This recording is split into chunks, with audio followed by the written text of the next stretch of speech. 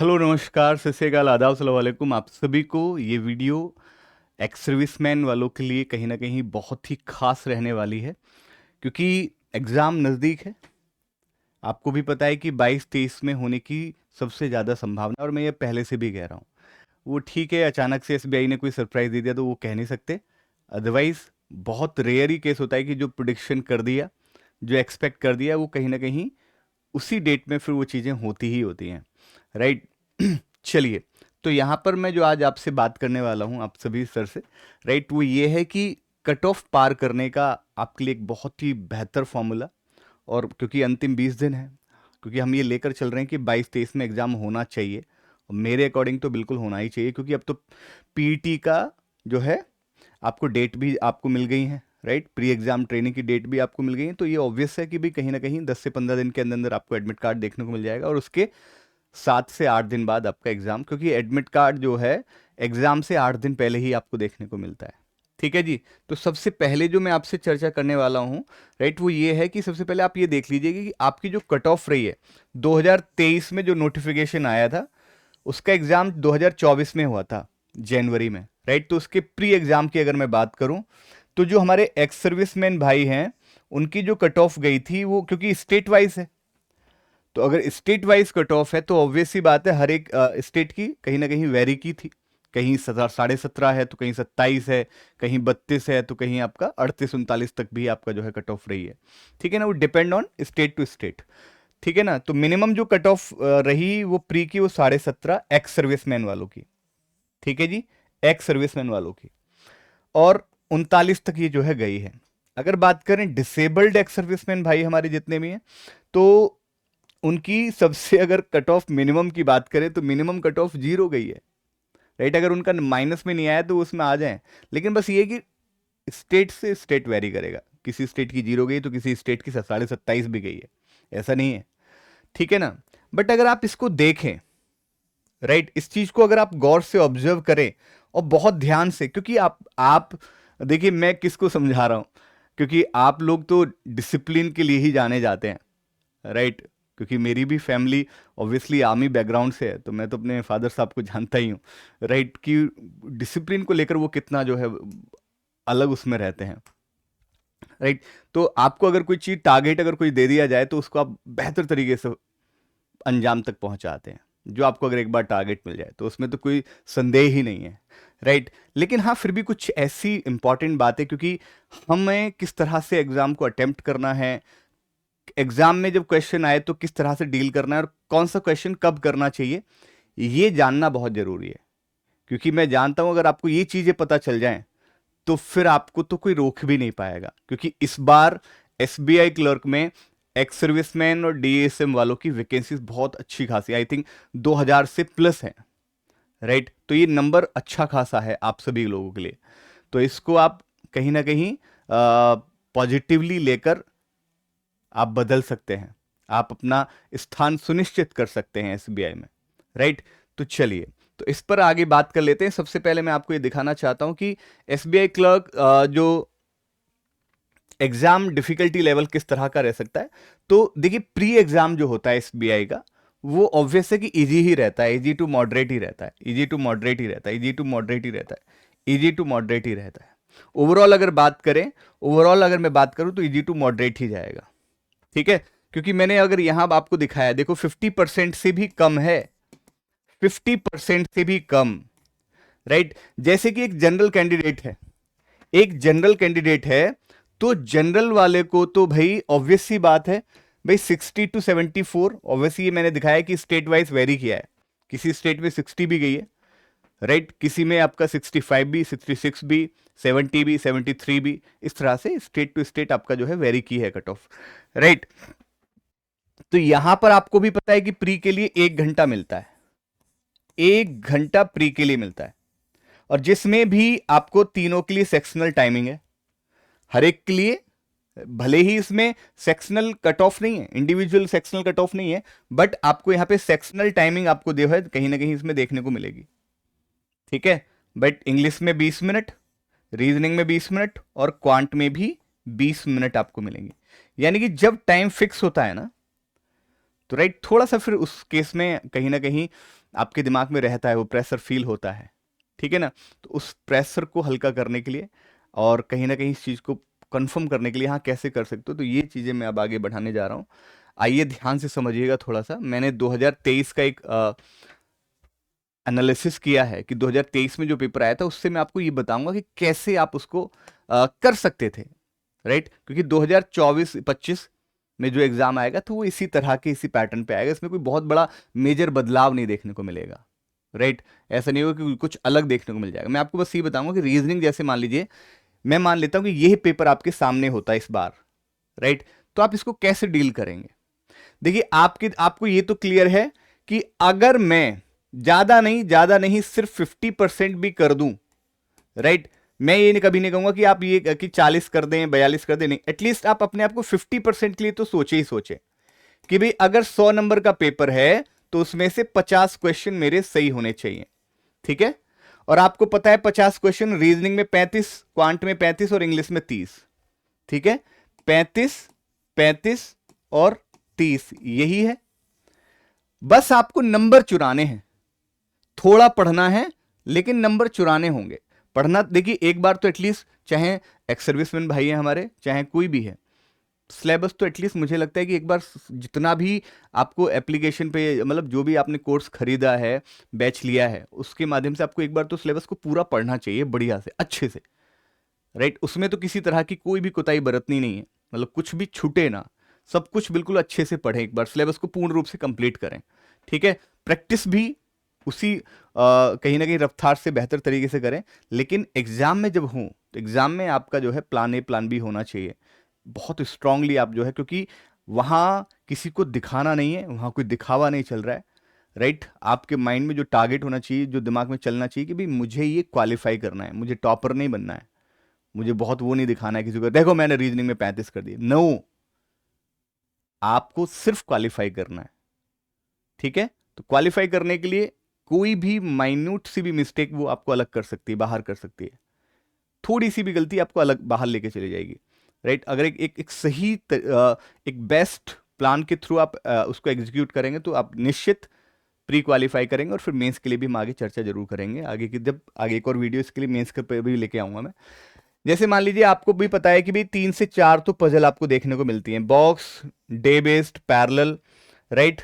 ये आपका जो है कम से कम 18 नंबर का आपको देखने को मिल रहा है, राइट, कंपैरिजन, ठीक है।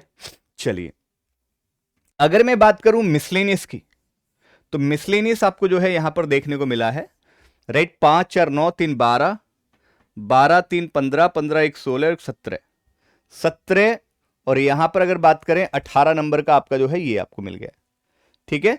तो यहां पे देखिए मिसलेनियस जो है आपका, मिसलेनियस कौन सा, miscellaneous coding, decoding, alphabetical series, syllogism, blood relation, pair, meaningful, miscellaneous ही आपको जो है 15 से नंबर तक मिल जाता है। यहां तो आपको 17 मिला है, मैं ये नहीं कहूंगा कि 17 नंबर का आपको इस बार भी मिलेगा, लेकिन हाँ इतना तो एसबीआई क्लर्क में ये तो माना गया है कि भी हाँ 15 नंबर तक तो आप एक्सपेक्ट कर सकते हैं, राइट। 15 नंबर तक मिसलेनियस आपको मिल जाएगा, मिसलेनियस लाइक दीज टॉपिक, ठीक है।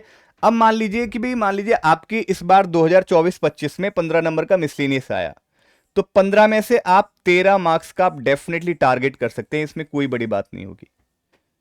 बट द इंपॉर्टेंट थिंग, आपको थोड़ा सा स्पीड में रहना होगा। स्पीड में आप तभी रह सकते हैं जब आपकी प्रैक्टिस जबरदस्त हो रही होगी। आप जहां से भी जैसे मान लीजिए आपने कहीं से कोई बैच परचेस किया, वहां से अपना एक सिलेबस कंप्लीट कर लिया, राइट। फिर आप उसी कोशिश यही करें कि जहां से आपने, जिस टीचर से आपने एप्लीकेशन पे रीजनिंग पढ़ी, कोशिश करें कि उसी के थ्रू आप जो है प्रैक्टिस भी करें। आप टीचर्स बदले ना कि भाई मैं एप्लीकेशन से तो बेसिक्स तो मैं इस टीचर से सीखूंगा, प्रैक्टिस में इस टीचर से, ऐसा नहीं होना चाहिए। कोशिश करें कि एक ही टीचर को फॉलो करें जो भी सब्जेक्ट वाइज, रीजनिंग मतलब एक ही टीचर, इंग्लिश मतलब एक ही टीचर, राइट। आपको दो दो तीन तीन टीचर फॉलो नहीं करना है, आपको सिर्फ एक ही टीचर पर वो है कॉन्स्टेंटली, बिल्कुल एकदम कहते हैं ना कि भाई हाँ फेथ रखना है उन पर कि भाई ये मुझे सफलता जरूर दिलाएगा। अगर आप फेथ रखेंगे तो डेफिनेटली वो होता भी है, वो पॉजिटिव चीजें निकल कर भी आती हैं, ठीक है, राइट। तो आप यहां से 13 नंबर का टारगेट कर सकते हैं, क्योंकि coding decoding easily you can do it. अगर आपने सिलेबस किया, आपने प्रैक्टिस उनके साथ कर रहे हैं, जैसे कि मैं दोपहर 12 बजे रीजनिंग की बहुत ही शानदार प्रैक्टिस डेली करा रहा हूँ इसी प्लेटफॉर्म पर, बैंकिंग बेरोजगार बंधन पर, राइट। एसबीआई क्लर्क को ध्यान में रखते हुए बहुत ही ताबड़तोड़ तरीके से प्रैक्टिस चल रही है। डेली एक पेपर सेट में करा देता हूँ, यानी कि 35 में से 30 कराता हूँ, एक क्वेश्चन मैं घर के लिए दे देता हूँ कि भाई एक इसको आप घर से कर लेना, चाहे वो पजल का होता हो, चाहे आपका कोडिंग रिकॉर्डिंग, कोई भी एक सेट 5 का वो मैं आपको दे देता हूँ घर के लिए। पूरा एक पेपर सेट आपको जो है कराया जाता है। यानी कि आप सोचिए कि अभी तक हमने 24 प्रैक्टिस सेट आपको करा दिए, 24 पेपर आपको मिल चुके हैं। अगर आप हमें डेली हमारी क्लासेस को भी फॉलो कर लें, उस पीडीएफ को आप घर पे जाके दोबारा से प्रैक्टिस कर लें, तो एक बहुत अच्छा चीज़ें निकल कर आती हैं। और फिर सेल्फ भी आप कोई मॉक टेस्ट किसी भी उससे आप लगा रहे हो तो और अच्छी चीज़ें निकलती हैं। क्योंकि देखिए प्री के लिए तो एटलीस्ट मॉक तो बिल्कुल जरूर लगाएं, मत स्किप करें, ठीक है। आप ऐसे ऐसे अपने आप को ट्रीट करें कि मैं भी इन जनरल वालों की तरह ही हूं। भाई सब कुछ सेम ही है, बुद्धि सेम है, राइट, सब कुछ, कोई दिक्कत तो है नहीं, तो हम क्यों नहीं कर सकते, कर सकते हैं, राइट। लेकिन बस ये कि हाँ, आपको एक बहुत बड़ा एडवांटेज ये है कि आपको कट ऑफ, ऑब्वियस सी बात है, जनरल से अगर तुलना करते हैं तो 15-20 नंबर का डिफरेंस आपको मिल जाता है, देखने को ये रहता है। 15 नंबर तक आप जरूर सोच पाते हैं कि हाँ 15 नंबर का डिफरेंस आपको जरूर मिलेगा, और बहुत बड़ा डिफरेंस है वो, बहुत बड़ा डिफरेंस होता है वो, राइट। तो जैसे यहां से 13 क्वेश्चन आप आराम से कर सकते हैं, बहुत आराम से, ठीक है। फिर आपने पजल और सिटिंग को आप स्किप तो कर ही नहीं सकते, ये तो तय है, क्योंकि आपको प्री में नहीं तो मेंस में करना पड़ेगा, करना तो पड़ेगा, तो क्यों ना आप शुरू में ही कर लें। तो यहां आपको बहुत ज्यादा करने की जरूरत नहीं है। यहां जो 3 से 4 आपको देखने को मिले, इसमें से बस आप 2 को टारगेट कर लीजिए, बस 2 को, ज्यादा टारगेट नहीं करना, सिर्फ 2 को। मतलब सीधा सा ये है कि आप 23 से 25 क्वेश्चन बहुत इजीली कर सकते हो, अगर सही वे में स्पीड पकड़ते हुए आपने किया है तो, स्पीड के साथ अगर, क्योंकि ध्यान रखना अपने जहन में ये बात जरूर रखिएगा सर आप लोग, कि आपको स्पीड बनाकर चलनी होगी। आप बहुत धीरे धीरे नहीं कर सकते, सोच नहीं सकते। इसलिए आपको अभी से 20 दिन पहले मैंने आपको आगाह कर दिया है कि भाई आप हमारे यूट्यूब पर प्रैक्टिस सेट फॉलो करते रहिए। एक काम ये करना है, एक सेल्फ आप खुद से मॉक टेस्ट लगाना शुरू कर दीजिए, जरूर लगा तो रहे होंगे, लेकिन अब थोड़ा सा और सीरियस होकर, फोकस होकर आप उस पर काम करना शुरू कर दीजिए। और आपने अपना सिलेबस कंप्लीट कर लिया होगा, थोड़ा बहुत जो बचा होगा उसको जल्दी से करके आप कोशिश करें कि अपने जो है प्रैक्टिस पे ज़्यादा से ज़्यादा ध्यान दें। अब ये 20 दिन सिर्फ आपके प्रैक्टिस के लिए होने चाहिए, मतलब इसमें किसी और कोई चीज़ का शामिल ना हो। जितना हो सके कि प्रैक्टिस करिए ज़्यादा से ज़्यादा, ठीक है। तो यहाँ से आप 23 से 25 नंबर का आप आराम से कर सकते हैं, राइट। रीजनिंग में आप आराम से कर लोगे, मैं इतना उम्मीद है, राइट। जिसने मुझसे पढ़ाया उसको तो मैं श्योर हूं कि वो 23 to 25 कर लेगा। अगर इतना कर लिया तो मतलब ये समझ लीजिएगा आपने आधा काम तो कर लिया, आधा काम तो कर लिया। अब मान लीजिए किसी का, अब देखो ये होता है सबका अलग अलग है। मान लीजिए किसी का रीजनिंग तो सबका सिमिलर से ही रहता है। बात आती है अगर बच्चा जो सबसे ज्यादा जो आता है निकल के, वो इंग्लिश या क्वांट, कि मेरा इंग्लिश कमजोर है या मेरा क्वांट कमजोर है, ये दो सबसे बड़ी कहीं ना कहीं बच्चों को देखने को मिलती है, ठीक है। लेकिन अगर मान लीजिए किसी का इंग्लिश अच्छा है या किसी का क्वांट अच्छा है आप में से, राइट, तो आप क्या कर सकते हैं, मान लीजिए किसी का जो है अगर इंग्लिश अच्छा नहीं है तो बाकी दो में वो अच्छा कर ले, इंग्लिश में सिर्फ उतना ही कर ले, 4-5 नंबर 6 नंबर का कर लेगा, कोई इशू नहीं है, हो जाएगा काम, ठीक है। इतना भी कर लिया तो हो जाएगा काम। लेकिन आपने 2 पोर्शन आपने ठीक कर लिए, 2 पोर्शन आपको जरूर अच्छे करने ही पड़ेंगे। जैसे अगर आप रीजनिंग को अच्छे तरीके से लेकर चल रहे हैं तो यहां से किसी एक सब्जेक्ट में तो आपको एक अच्छा स्कोर करना ही पड़ेगा, मतलब 25 तक उस सब्जेक्ट में आपको पहुंचाना होगा हर हाल में, ठीक है। तो आप अगर रीजनिंग में अगर मेरे को फॉलो कर रहे हैं तो मैं इस तरह से ही पढ़ाता हूं अपने बैच में भी और यूट्यूब पर भी, कि मेरा बच्चा जो ऑब्वियसली 35 to 35 की अप्रोच रहती है, ठीक है, राइट। आप एक्स सर्विस मैन हैं तो इसलिए, क्योंकि मैं जानता हूं कि एक एज के बाद उतना इंटरेस्ट नहीं रहता। ये नहीं है कि भाई भूल गए हैं, हो नहीं सकता या कर नहीं सकता, सब कुछ कर सकते हैं, लेकिन होता है ना कि आर्मी में आपने उतना टाइम दिया, राइट, फिर से पढ़ाई में आना, तो अपने आप को उस जोन में लेके आना एक अपने आप में काबिलियत तारीफ है। तो आप उस जोन में अपने आप को लेकर आ रहे हैं कि अब फिर से एक एज एस्पिरेंट की तरह आप उस मोड में जा रहे हैं, तो थोड़ा वक्त लगता है, इसलिए ये कहा गया। नहीं तो आप भी 35 to 35 कर सकते हैं, उसमें कोई बड़ी बात नहीं है, आसान है, ठीक है। चलिए, तो इतना आप रीजनिंग से ले सकते हैं। बात आती है क्वांट में, बहुत आसान है आपके लिए, क्योंकि कुछ भी हो, कैसा भी हो, राइट, कुछ भी हो चाहे कैसा भी होगा, ये जो टॉपिक है ना सिंप्लीफिकेशन, राइट, कभी ऐसा भी होता है कि सिंप्लीफिकेशन की जगह अप्रोक्सीमेशन भी आ जाता है। लेकिन हाँ ये जरूर है कि भाई आपको 10 क्वेश्चन तो आपको जरूर देखने को मिलते हैं क्लर्क में। क्लर्क में एक खास बात है, क्वांट की या तो सिंप्लीफिकेशन या अप्रोक्सीमेशन के 10 कभी 15 भी आ जाते हैं, लेकिन मैं ये कहता हूं कि 10 तो मिलेंगे मिलेंगे, और वो 10 के 10 क्वेश्चन आप जरूर करोगे, बशर्ते स्पीड स्पीड में करना है, राइट। ऐसा नहीं कि 10 क्वेश्चन को आप 10 मिनट में कर रहे हो तो वो बेकार है। 10 क्वेश्चन है, 10 को आपको जो है कोशिश करें 4 से 5 मिनट में आप कर ले जाएं हर हाल में, ठीक है। फिर यहां से रॉन्ग सीरीज में ज्यादा नहीं, 5 में से आप एटलीस्ट 3 क्वेश्चन तो आप जरूर कोशिश करें, और 5 में से 2 कोशिश करिएगा, 3 आराम से हो जाएंगी। क्योंकि देखिए कोई भी जैसे है उसमें आपको जो है एक आध 2 क्वेश्चन ही मिलता है। जैसे 5 क्वेश्चन आए रॉन्ग सीरीज के, तो 5 में से 2 का थोड़ा सा हो सकता है लेवल अच्छा खासा हो, लेकिन 3 का आप ऐसा होगा लॉजिक आप इजिली फाइंड कर लोगे, 3 क्वेश्चन का आराम से फाइंड कर लोगे और हो जाएगा वो।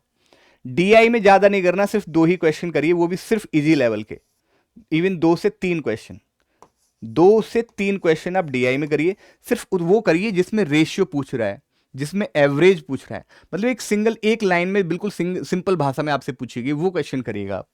और वर्ड प्रॉब्लम में आप कम से कम 3-4 टॉपिक आपके ऐसे स्ट्रांग होने चाहिए, और वही 3 क्वेश्चन आप जरूर कर लीजिए।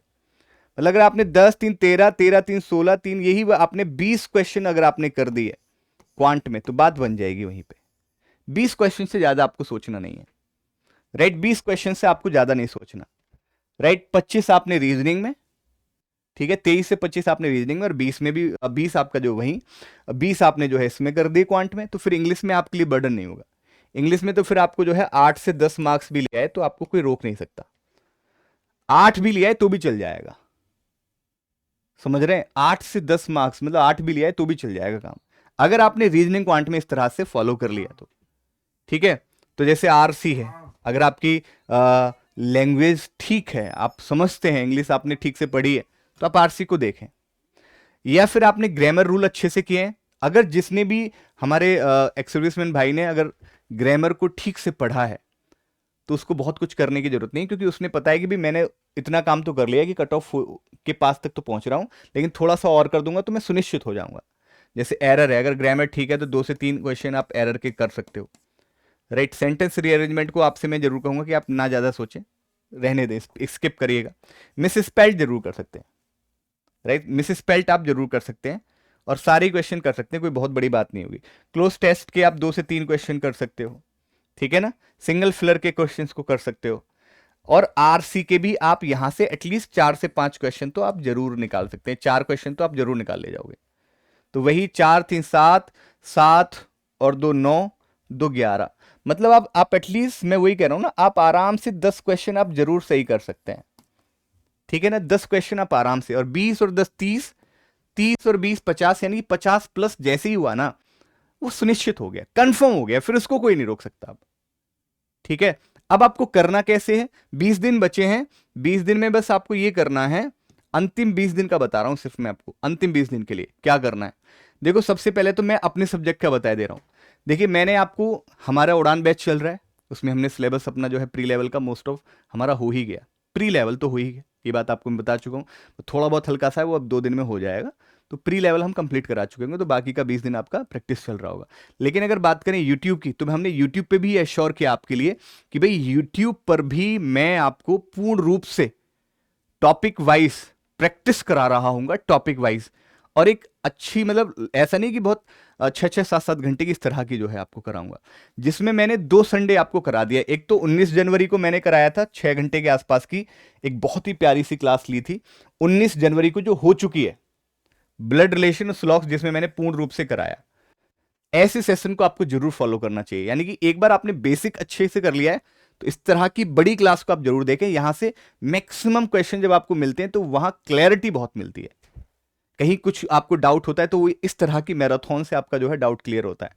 फिर अगली मैंने, फिर नेक्स्ट संडे को मैंने एक और मैराथन ली, इनइक्वालिटी, ऑर्डर एंड रैंकिंग और अल्फा न्यूमेरिक सीरीज की। ये आपको जरूर देखनी चाहिए, ठीक है। जिन्होंने नहीं देखी वो जरूर एक बार जाकर विजिट कर लेना और देख लेना। अगली जो नेक्स्ट मेरी आएगी वो इस अपकमिंग सैटरडे को आएगी, यानी कि 1 फरवरी को। आप सोचिएगा 1 फरवरी को मैं पूरा कंप्लीट सिटिंग अरेंजमेंट कराने वाला हूं। जिस भी भाई ने इस पूरी की पूरी मेरी वीडियो देख ली, राइट, सिटिंग अरेंजमेंट का कोई भी अगर क्वेश्चन आया तो वो छुटेगा नहीं, बशर्ते आपने बेसिक्स एक बार कर लिया हो, राइट, अच्छे तरह से बेसिक्स कर लिया हो और मेरी इस क्लास को देख जाना। मैं गारंटी है कि सिटिंग अरेंजमेंट का कोई क्वेश्चन आएगा तो वो आपसे रुक नहीं रहा होगा, उसको कर ले रहे होंगे आप, बहुत आराम से कर ले रहे होंगे। ठीक है, 1 फरवरी, अभी से रिमाइंडर सेट कर लेना, 1 फरवरी, 1 फरवरी को आएगा, 1 फरवरी को। ठीक है, 1 फरवरी 12 बजे, 1 फरवरी 12 बजे, ध्यान रखना बच्चों, 1 फरवरी 12 बजे। ठीक है जी, चलिए, राइट। तो बस आप अपना जो है, जो भी आपके टारगेट होते हैं सर, वो टारगेट प्लीज फॉलो करिए अपने, ठीक है ना। उस टारगेट को अच्छे से अचीव करने की कोशिश करिए। अपना डेली टारगेट बनाएं कि भाई मुझे आज 5 से 6 पजल और सेटिंग करनी है, राइट। ये वाला काम तो करते रहिए, करते रहिए इस काम को तो आप जरूर। ठीक है, मॉक लगाना एक अलग चीज है, बट इस तरह के टारगेट आपके जरूर होने चाहिए। जिस सब्जेक्ट का वेटेज ज्यादा होता है उसकी प्रैक्टिस आप अलग से जरूर कर रहे हो। ये आपको औरों से अलग इसलिए बना देता है कि भाई मुझे अचीव करना है कि मुझे 4 से 5 DI आपके जो है जरूर करने हैं। ठीक है, 2 से 3 कॉम्प्रिहेंशन का क्विज देना है, कॉम्प्रिहेंशन के लिए, राइट। इस तरह से, या इंग्लिश का आप ये कह सकते हो कि इंग्लिश का मिनी मॉक देना है, एक से 2 मिनी मॉक आपका इंग्लिश का देना है मुझे। ठीक है, मिनी मॉक, ठीक है, या मिनी मॉक कह दो, क्विज कह दो, या फिर ये कह सकते हो कॉम्प्रिहेंशन वाला पार्ट आप 2 से 3 आप जरूर लगा लें।